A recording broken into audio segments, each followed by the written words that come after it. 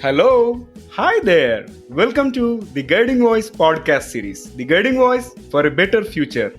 This podcast is to help professional students, IT employees, and entrepreneurs to shape their careers. Dear listeners, in every episode, we interact with industry experts or academicians or coaches across the globe to drive some insightful conversations that will help our audience learn great things. Also, we share an interesting trivia or a fun fact about the IT world or technology towards the end. Thank you for tuning in. This is Naveen and with my co-host Sudhakar. So folks, today we are going to discuss a topic which is very, very difficult for many of us. We feel hesitant about seeking help from someone, especially if it is from strangers. And at times we feel hesitant to talk or to seek help from our near and dear ones also, with a limiting belief of what would they think if I ask someone for something. So today we are going to drive insights in this subject, asking anyone anything or seeking help without hesitation. And to drive this conversation, we are pleased to have Roshni with us on our show. Roshni Baronia is a sales consultant and coach for women entrepreneurs.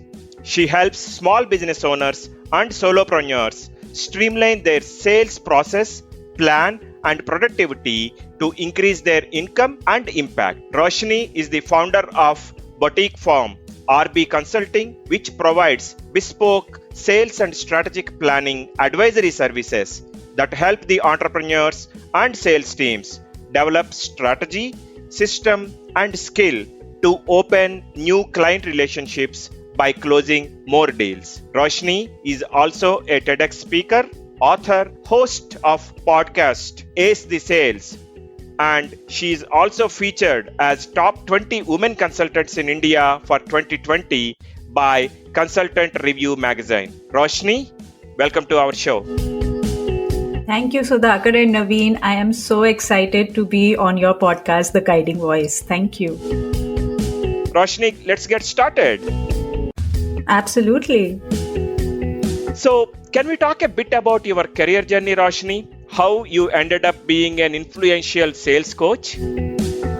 Sure, we can start with there. But before I share how I ended up being a sales consultant and a coach, I need to first share where it all started. So it all started in 2009 when I launched my first business. And I launched my first business after being a entrepreneur for 15 years. So it was like I was having this dream of becoming a business owner since my childhood, because my father is a serial entrepreneur, and looking at him, I also always dreamt of being an entrepreneur myself. But then, of course, life happens and there were some other priorities and family priorities to attend to. So finally, in 2009, I was able to launch my first venture, which was an e-commerce portal, and we were doing personalized products for kids. That was like an on-ground MBA that I did, because I was not having an education in business management. But yes, my first business was like teaching me everything that needs to be done, or probably more than that, not to be done in a business. And so that was my learning ground, my playground into business. But still, doing business was in my genes, and I grew a small business, a home-based business, into something which grew to be one of the top e-commerce portals in India for personalized products for kids. We were supplying eventually pan-India and internationally as well. I also got featured in Awaaz Entrepreneur as an upcoming entrepreneur in a television series. So that was my first business. But during that time, also, I was interacting a lot with fellow women entrepreneurs. So that was the time when the entire concept of communities and forums and meetup groups and mommy groups and entrepreneur women got together to form communities to support each other. And that's when I was having constant interaction with them as to how they are growing their business, what is the challenge they are facing, where they want to take their business. And over again, I was seeing this same pattern, that everyone was trying to have a business, yes, but they were also limiting their growth. They were not setting very aggressive goals, and they were not thinking of having huge or big income goals, just because they probably did not find themselves to be capable enough or competent enough to have a very big business, or they wanted to attend to some other priorities. So the big question that was looming in front of me was, how is it that I can help them in growing their business? What contribution can I do in their growth journey? How can I be the catalyst to their growth? So that's when in 2016, I exited my business and got into consulting, where I specifically became a sales consultant and a coach for women-led businesses. And today I help them with their back-end sales systems, their growth strategies, and doing one-on-one coaching with women entrepreneurs. And similarly, I'm working with startups and organizations, helping their sales teams with training, coaching for sales leaders, and also sales review and setting up their process and systems. So yeah, that's what I do now. Wow. Second generation entrepreneur, always planning and wishing to do big while life was happening, and ending up as the supporting hand for needy women entrepreneurs in shaping and focusing and targeting for bigger goals. Amazing, Roshni. That itself is a big super hit script that is available for us to make a Bollywood movie. So Roshni, we hesitate to ask anything from anyone. Why do you think people hesitate about approaching anyone? Is it anything to do with our East side, hierarchical societies? Sure, that's an interesting perspective to this concept. But before I get there, I would like to share my perspective on why people hesitate about asking anyone anything. So I think it is rooted deep within our experiences, past experiences. So when as a child you asked for a chocolate to your parent and probably you got back a scolding, or a chocolate is not good for your teeth, or probably a lie that we'll get it tomorrow for you, not today, and that tomorrow doesn't come. Or probably you raised hand in the class to ask teacher something and probably you got scolded or just got laughed at. There are so many such small instances that keep piling up in our subconscious mind, making us believe that asking is something very tricky or daunting, or it's a very difficult thing to do. Of course, it is something which is not difficult for everyone. Some people are there who can just go out there and speak their mind and be upfront about what they want to have. But then we are talking to people who find it very, very difficult to ask something, and if they have a situation where they need something, they need to ask for help or an information or probably just a salary raise, they will keep postponing that situation where they have to ask. And the reasons are, of course, many, but I would just like to highlight 3 of them. And the first one being the fear of rejection. We tend to avoid confrontation and judgments, and asking someone something immediately pushes us into that position of vulnerability. And the possibility of hearing a no is very daunting to us. Another reason is that we feel intimidated by the extrinsic factors like social status, affluence, how rich or poor they are, how big of a brand or a celebrity someone is, their designation, their title, probably their physique also. A person who is very larger than you feel intimidated, but someone who is physically smaller than you will be much more confident in having a conversation with them. The level of success, how much success they've had in their life, so it's a constant comparison that you are doing between them and yourself. And if you see that there is a gap there, you tend to feel intimidated by this gap. And it's a very subtle way of getting influenced, but your confidence level when you are asking that help or that anything that you're asking for does get influenced. And lastly, as you pointed out, rightly, hierarchy. So of course that plays a huge role, especially in our kind of society and the culture, especially for women, because that's the group that I work with.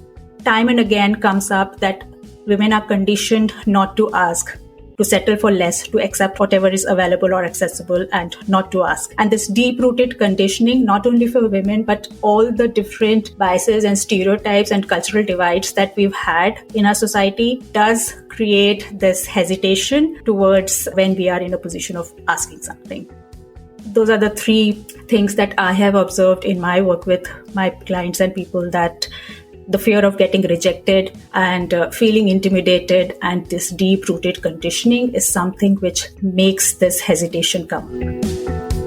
I'm able to resonate when you started speaking about these three things. And also I liked about the example that you mentioned about child asking or approaching their parent for a chocolate and that tomorrow never comes. So great conversation. Roshni, what are some tough situations? Maybe you can jump back to your first startup about the e-commerce portal that you launched and you were trying to prove your mettle at that point in time. So what are some tough situations or conversations that you have had in your initial career stage when you were yourself hesitant about asking anyone anything? So can you share some personal stories around that? One of the toughest conversations that I've had early on in my business, in fact, I think it is one of the most difficult conversations anyone has in their career, is about money. Money conversation, negotiating about your salary, negotiating about the right price of your product. And that is something which again is backed by all the limiting beliefs that I shared earlier, because in our society, asking for money is bad. You are greedy when you are asking for money. I remember back when I was going in for my very first internship, it was a job right after my college. And this was a time 20 years back. And it was a very good export house. It was Ritu Kumar's export house. And I got the job of merchandiser there. And they offered me 5,000 rupees salary. And I was very happy to take it.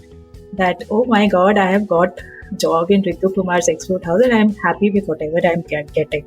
No negotiations, nothing. 20 years later, when I am signing up my first consulting client, I still am not negotiating with the price. Of course, I pitch a price, they come back with another quote and I agree to it. Of course, there were other things that we negotiated on, but not the money. So there was such a big limiting belief and such a lot of this hesitation around talking about money. And I think it is the same for many people, because they are not able to ask for higher salaries. They undervalue and underprice their products, programs, or service. And there is a huge mindset shift that I also had to went through in order to reach a point where I am comfortable with asking for my well-deserved pricing. So yeah, that is one of the most difficult conversations that I had early on in my life. And I had to go in for a lot of mindset shifts to reach to a point where I am today confident about my pricing. And not only just confident, but coaching others, coaching leaders across. Right? Yes. Wonderful. So, Roshni, we are really looking forward for some tips from you in terms of how do we overcome this hesitation and the limiting beliefs in general. So how can we apply these techniques in professional life and maybe personal life? Right. Yeah, thanks for asking that. And I believe that mindset is again a very, very foundational piece in whatever we do. So whether you are looking at it from the perspective or of a situation in personal life where you are asking someone for something, whether a help or support, or asking your in-laws to come stay with you so that you can get help with your child, whatever it is, or whether you are in a professional setting where you are asking your boss for that additional leave, or just asking them that I am the person who is deserving this position, so why aren't you considering me? So whatever that ask is, first of all, you do not have to attach too much significance to the rejection. So if they come back and say no, you feel like the entire world has crashed and nothing is beyond that. Life is not beyond that. Life stops here. But you have to see that no as an acronym for next opportunity. And when the person says no, you actually are freeing up a space for something else to come in. So when I work in sales with people, we are talking about a sales pipeline and there are leads and prospects that we are working with. So I always say to my clients, it's good if a person feels that they are not a right fit right now, or they are not in a position to pay your price, they are not able to work with you. Getting that no is better than just hanging in the air, because then you are free to move on to the next opportunity.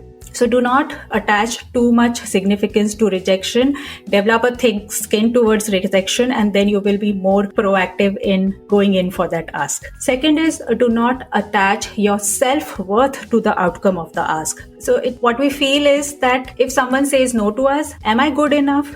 Am I not competent? We start evaluating ourselves, our self-worth, whether I'm good enough or not. Probably if someone said no, client is busy and he or she didn't give you enough time, the next time you are trying to go in to make a sales call to them, you will fear a lot. Oh my God, they will again just bang me down and they will not hear to me, listen to me. And then you will develop this procrastination towards making those sales calls. So the outcome of that ask is not the yardstick of your self-worth. And lastly, whenever you are going in for a negotiation meeting or a conversation where you have to make that ask, do not feel that you are at subpar to the other person. Remember that you have an equal amount of leverage in any given situation, because when you have a product, program, or service where the client needs, you also have something which is a painkiller for the problem that they are having. So it's not only you who needs that promotion or the paycheck from the client,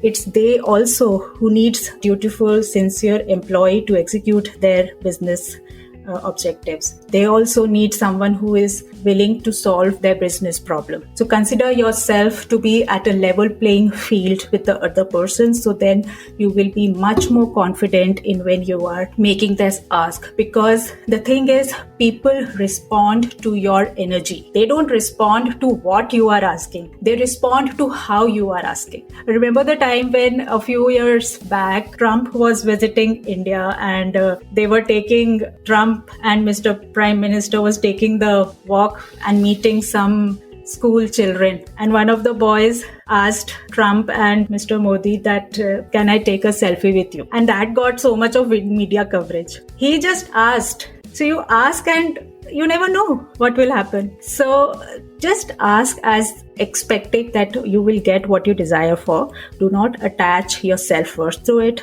Do not fear rejection, and always consider that you are at a level playing field with the other party. And then asking anything will become easier for you. Amazing 3 points. But I got connected more to no being the acronym for next opportunity. Not that other two, like it's not your yardstick for your skills or capability, or not that level playing field is less important, but somehow I got more connected to next opportunity. Yes. It gives a sense of freedom also. No? Absolutely. So, Roshni, of all the interactions in life, typically sales is more about convincing others than rest of the interactions. So, can you talk a bit about the importance of communication in sales interactions? So some people call it convincing, some call it influencing, persuading, some people call it connecting with your client. So people have different perception of selling and sales conversation, but nonetheless, whatever form you interpret it as, communication does form a very big piece of the entire sales conversation. And in fact, when I work one-on-one with entrepreneurs and organizations, I help them with strategies, skills and systems. And communications, since being a skill, definitely gets into the picture of me coaching them into these aspects. In fact, in my podcast, I have done a series also called Conversation Catalyst series, where I'm actually talking all about how to have impactful sales conversations. And when we talk about communication, there are two aspects that I usually cover with my clients. Of course, the verbal and the non-verbal. So verbal is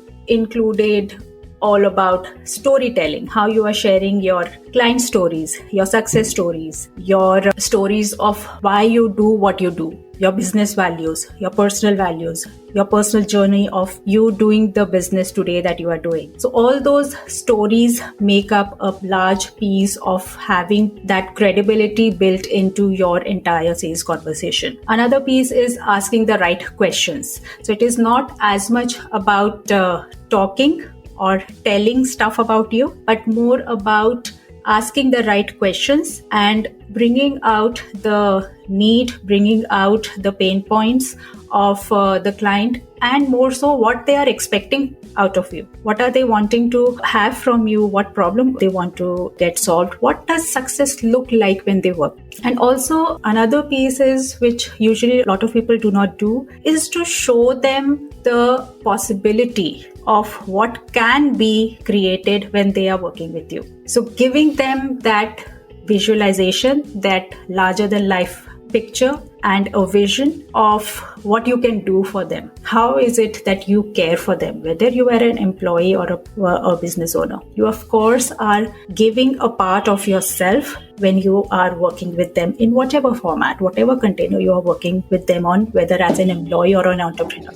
But there is a part of you that you are giving to them, you are serving them. So what is it that they can achieve by working with you? Bring those things out in your conversation. And then the non-verbal piece of communication. It's all about the body language, your attire, your posture. So if you are having your shoulders pulled back, you definitely will feel confident. A person will like to work with a person who looks like they are in command. They've taken charge. They take charge. They look into the camera. They make eye contact. They do not fidget. They do not check mobile every now and then when they are talking to you. So in that very moment, in those 5, 10, 15 minutes that you are making an ask, the person sitting in front of you should feel that they are the world for you. Nothing in the world matters except them.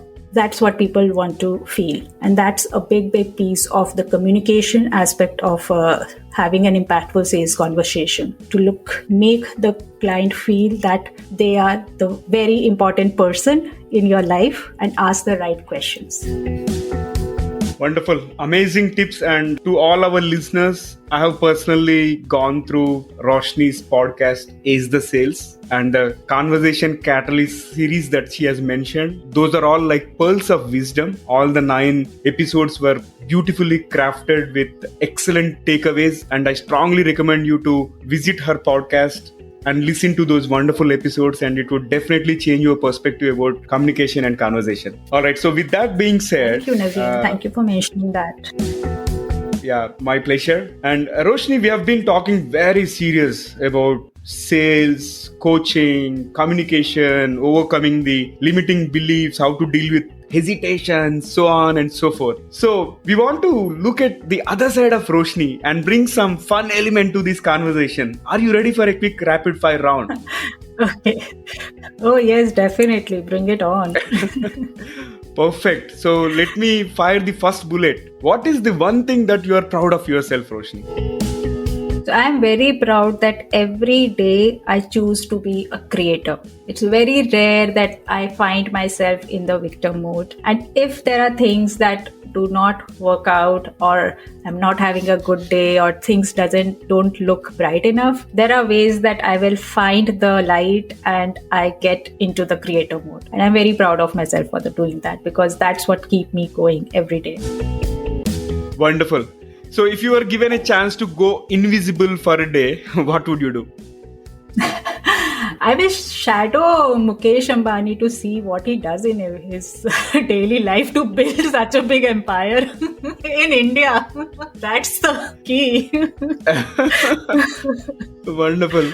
Okay. Given a chance to time travel, would you go back in the past or cruise into the future, and why? Absolutely into the future, because I am a person who dreams with open eyes. So I will like to travel into the future and see how many of them came into reality. Good. So now a question to a sales coach. So what is the best thing that you have bought so far? Oh, so if you ask a woman about shopping and buying, then of course it will be more of a retail therapy and emotional therapy. So our last visit, when we were visiting Dubai, of course, before this entire pandemic fiasco, I bought more than one pairs of Charles Keith shoes. I am an ardent footwear lover. So yeah, those are some of the prized possessions that I have. My range of footwear. Nice. What is the strangest thing that you have ever eaten? Strangest thing. I don't know why people do this, but they tend to do fusion recipes of dosas with every other thing. So pizza dosa and spring roll dosa and every sort of those things. I despise those fusions, but I eat them just to crib that why do they do this. So yeah, spring roll dosa is the weirdest thing I've eaten. Okay. Great. So one last one for the rapid fire. Given a chance to choose another profession, what would you choose? I don't think I can be anything other than being an entrepreneur. That is the only thing I know how to be, and I cannot be anyone else. I'm totally unemployable. Being an entrepreneur is only thing I know, and I wouldn't have chosen anything else in the world to be. Excellent. After that amazing rapid fire, one last question for this session, Roshni. What will be your one piece of advice to those aspiring to grow big in their careers? Never give up on your dreams. Your dreams are special for you, no one else in the world. So it's your job to make them a reality. Do not ever give up on your dreams, no matter how long it takes, but keep on to it. Keep hanging in there and make them a reality. Excellent. Never give up, and NO is an acronym for next opportunity. With those two, I want to thank you so much for joining us today. It was indeed great experience talking about asking anyone anything and seeking help without any hesitation. We really appreciate you taking time for us, Roshni, and we wish nothing but luck for your engagement in both podcast world and also in your endeavor to help women folk across the globe. Thank you very much. Thank you so much for having me here. I really enjoyed my time here. Thank you so much. All right. So thank you, Roshni. Okay. Link to Ace the Sales podcast and Roshni's website will be made available in the show notes. So listeners, recommend you to please do visit Roshni's website and also tune into her episodes. She's doing some amazing job, and definitely you will have a lot of key takeaways. And folks, if you have liked this episode, please share with at least 3 of your friends or colleagues for whom you care for. Because the Guiding Voice podcast series is a purely not-for-profit venture, and our team puts in a lot of effort to bring the best conversations to all our listeners. And our purpose is very clear. We want to provide curated guidance to all the professional students out there, be it from engineering, B schools, and all the IT employees and entrepreneurs, so that all of you can make informed decisions based on the insights that are driven by the industry experts, coaches, leaders, or academicians across the globe. Because if you share this with your friends, it helps them also learn great insights from every episode. Or if you're listening to the Guiding Voice podcast on the Apple podcast, please do not forget to leave a review and a 5-star rating, because every rating will help us expand our reach and contribute to our mission to shape the careers and lives of millions of people across the globe. And if you are watching the episode on YouTube, please do not forget to hit the like button and subscribe to our channel. And last but not the least, I want to reiterate, please share with at least 3 of your friends or colleagues. Thank you so much in advance. Alright, so it brings us to the trivia segment of today's episode. And today's trivia is about the most popular Android game. So folks, do you know what is the most popular Android game so far? You may be thinking, but let me reveal the secret as per the ritual. Not a surprise though, the Candy Crush Saga is the most downloaded gaming app of all the times. And you know, this highly addictive game has more than 50 million downloads across Facebook, iOS as well as on Android. That's quite a whopping number. And not so surprising for me, knowing that my fellow host Sudhakar is already at 3,500 plus level himself. So now I get it, the reason behind popularity of Candy Crush Saga. Interesting, isn't it? Thank you for listening. There is more in store, folks. Stay tuned. Take care. Be safe. Until next time. Bye-bye. And we are signing off.